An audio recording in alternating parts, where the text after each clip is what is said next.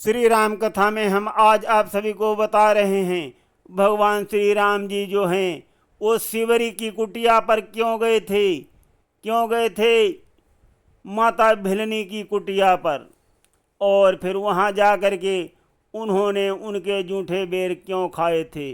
सुनिए कथा में सारा हाल। पहले मैं संक्षिप्त रूप से आपको शिवरी माँ के जन्म का हाल सुनाता हूँ। उनका जन्म एक आदिवासी परिवार में हुआ था और वो जन्म से ही बहुत उदारवादी थी। बहुत उनका मन उदार था।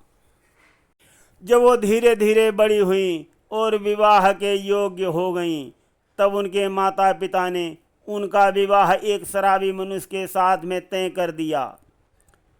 ये बात जानकर उनको बहुत दुख हुआ, किंतु उन्होंने कुछ भी नहीं कहा।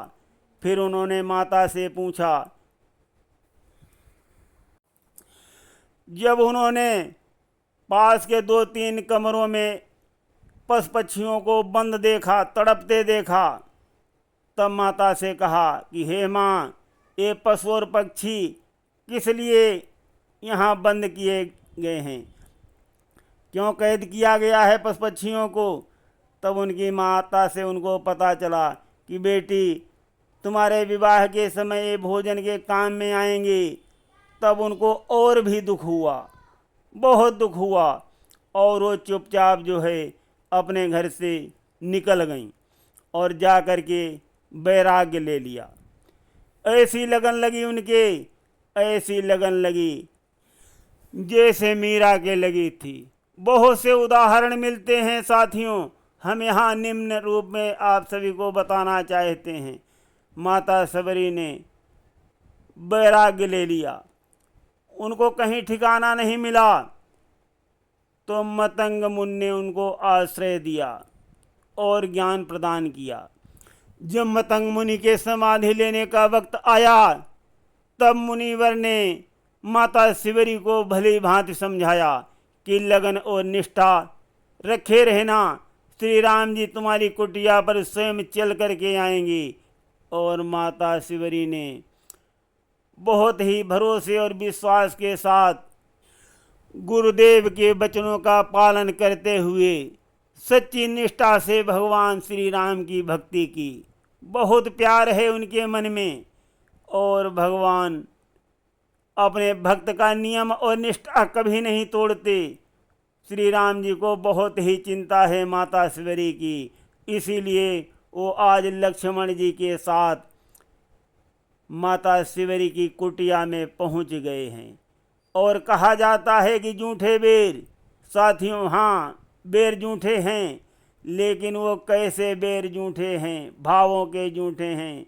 माता शिवरी के भाव हैं कि मैं अपने प्रभु को, श्री राम जी को स्वादिष्ट से स्वादिष्ट भोजन करा सकूं। तो माता शिवरी क्या करती हैं, बेरी से बेर तोड़ती हैं, खा के देखती हैं, चखती हैं कि ये मीठा है, स्वादिष्ट है, वही बेर को थाली में रख लेती हैं।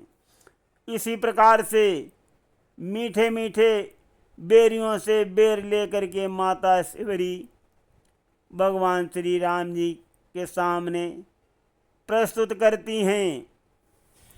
साथियों, ये मैंने छोड़ दिया था कि जब भगवान श्री राम और लक्ष्मण जी माता शिवरी की कुटिया पर आए थे, तो उनको अपार हर्ष हुआ था, भाव विह्वल हो गई थी, खुशी का कोई ठिकाना नहीं रहा था। और इस प्रकार से माता शिवरी जो हैं श्री राम जी को मीठे मीठे बेर खिला रही हैं, और श्री राम जी जो हैं बड़े चाव से वो बेर खा रहे हैं। लक्ष्मण जी सोच रहे हैं कि अरे ये बेर तो जूठे हैं, कैसे भैया खाएंगे। भगवान श्री राम जी बड़े प्रेम से खा रहे हैं बेर, और उन्होंने लक्ष्मण जी से कहा कि अरे लक्ष्मण, तुम भी बेर खाओ, देखो कितने मीठे और स्वादिष्ट हैं। लक्ष्मण जी को बेर देते हैं भगवान श्री राम। लक्ष्मण जी क्या करते हैं, वो पीछे फेंकते जाते हैं, और वो बेर कहाँ गिरते हैं साथियों, द्रोणागिरि पर। वही लक्ष्मण जी को रणभूमि में संजीवनी बूटी बने थे साथियों। भगवान के ध्यान में न जाति है, न पाति है, न भेदों के भाव हैं, केवल सच्चा भाव है। और जिस इंसान का सच्चा भाव होता है उससे परमात्मा का कोई दुराव नहीं होता है। भगवान के लिए कोई वस्तु अपवित्र नहीं है और कोई वस्तु पवित्र नहीं है। सभी वस्तु उसी की बनाई हुई है। वो न तो झूठे का भेदभाव करता है और न पवित्र का। केवल भाव सच्चा होना चाहिए। अगर सच्चे भाव से ईश्वर को कोई चीज आप अर्पित करोगे, चाहे जैसी हो, ईश्वर उसको स्वीकार करता है। हरि को हरि जन अति प्यारे, हरि को हरि जन अति प्यारे। हरि हरि जन ते भेद न राखें, अपने सम कर डारे। हरि हरि जन से भेद न राखें। हो जाति पाति कुल धाम धर्म धन, नहीं कछु बात विचारें। जहि मन हरि पद प्रेम अहेतुक, तेहि डगने में विसारें। हरि हरि जन ते भेद न राखें, अपने सम करि डारें। हो व्याध निषाद अजामिल गणिका, केते अदम उधारें। करि खग बानर भालु निशाचर, प्रेम विवश सब तारें। हरि हरि जन ते भेद न राखें, हरि हरि जन ते भेद न राखें, अपने सम करि डारें। हो परग प्रेम ही हरसि राम, भिलनी के भवन पधारें। भिलनी के भवन पधारें। परग प्रेम ही हरसि राम, भिलनी के भवन पधारें। बारह बार खात जूठे फल, रहे सराहत हारें। हरि हरि जन ते भेद न राखें, अपने सम करि डारें। हरिजन, हरिजन मतलब भगवान के जन, भगवान के भक्त। भगवान जो हैं अपने भक्तों से कोई भी दुराव नहीं रखते, कोई भी दुराव नहीं है भक्त से। उनको अपने जन बहुत ही प्यारे हैं। वही यहाँ पर हमने एक छोटा सा गाना भी आप सभी को सुनाया। और भिलनी माता जो है सीता माँ की खोज के बारे में श्री राम जी को बताएंगे, और श्री राम जी के वियोग में क्या होगा वो हाल हम आगे सुनिए। माता शिवरी और श्री राम जी का संवाद कुछ मुख्य चौपाइयों में। आँखों के आगे शिवरी के श्री राम लखन जब आए हैं, गदगद हो शिवरी बोल उठी अपने वचन सुनाए हैं।